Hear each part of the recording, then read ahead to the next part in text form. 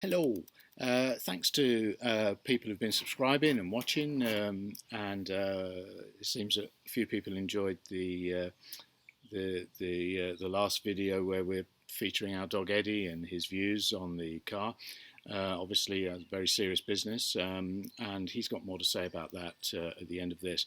But I did mention that I was going to have a bit of a sort of opinionated comment or rant about the internal combustion engine, and this isn't really to criticise. I mean, when you drive an electric car, you realise that obviously most other people don't have one, and that although electric car sales in Europe have reached about 2.5, almost 3% now this year, the actual, as a percentage of cars on the road, it's still a tiny fraction. I think it's less than a quarter of a percent of all the cars on the road are electric cars. But anyway, I was prompted to think about the internal combustion engine a few weeks ago when I went up to Poitiers Airport to pick Mrs. e-Niro up. She was coming back from the UK. She's been over there for about 10 days. And Poitiers Airport is a small airport. It's only got about 5 or 6 commercial flights a day, and it's a regular trip for us to go up to the airport, which is about 60 kilometres north of here. And as I drove into the airport, I noticed that they'd opened the security gates on the airfield, and this car was coming out, a really amazing looking car. And I don't know much about exotic cars, but I could see as I got closer that it was a Bugatti. The only Bugatti I'd ever heard of was the Veyron. But this was, I learned later, in fact, a Chiron, and they drove it round the car park and left it outside the perimeter fence, and everybody was going to take pictures of it, me included. I mean, it's a beautiful thing. And got chatting with a guy there, a French guy, who asked me how much I thought it cost, and I said, oh, I don't know, about €1 million or something, and he said, no, 3.5 million euros before extras. So yeah, that's an awful lot of money. And I took some pictures of it, and there you can see the engine, which is apparently a W16 engine, which is kind of two V8s kind of melded together. So it's about as complicated and sophisticated an internal combustion engine as you can possibly get. But even simpler, regular internal combustion engines have at least sort of 3,000 parts in them, and that's before you get to the gearbox. And it seems to me that when you have an electric car, you think about most other cars and all the other cars you've driven in the past, and you've got all these moving parts, pistons and valves, going up and down.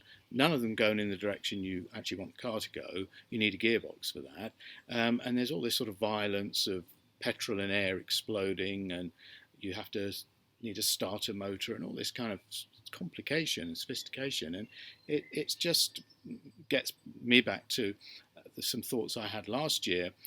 When I was asked to write a piece for the International Journal of Environmental Studies. There you go, there it is.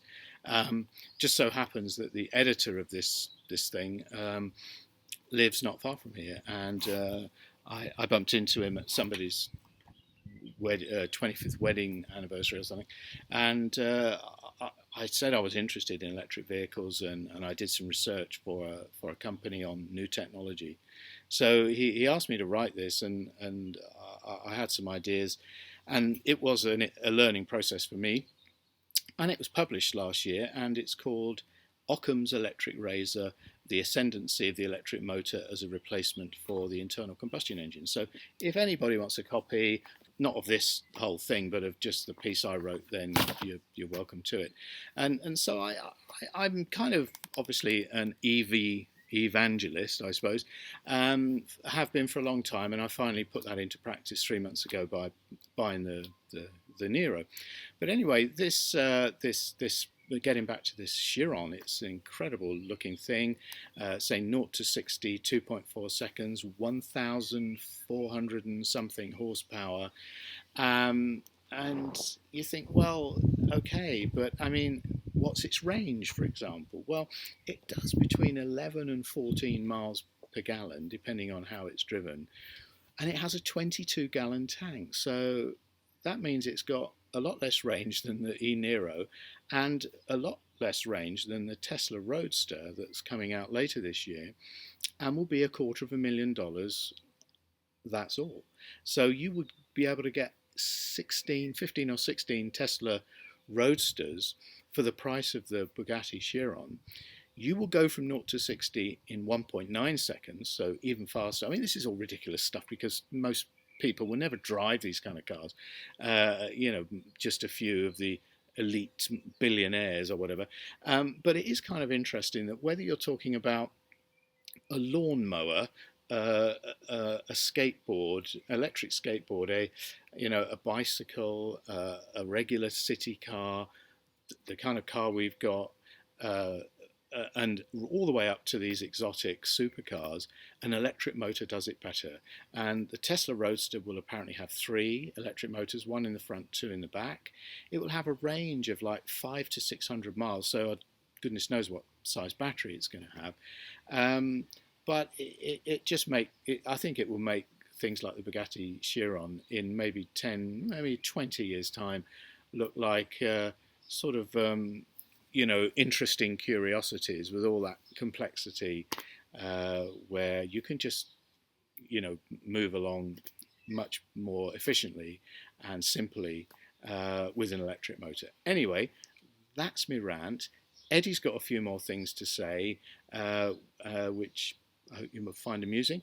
And a few days' time, we're off on a trip up to Brittany, so probably be doing about 1,000 kilometres just touring around. So hopefully I'll remember to take the camera and see how we get on that trip in terms of charging, public charging and destination charging. Thank you very much. Bye-bye.